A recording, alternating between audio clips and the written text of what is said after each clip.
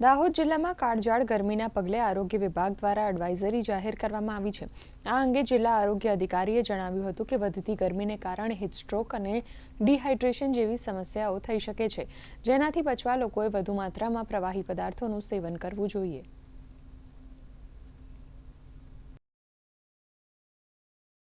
દાહોદની જનતાએ પોતાનું કાળજી રાખવી જોઈએ કે બાઇક પર જાય બપોરના સમયે તો હેલ્મેટ પહેરી લે।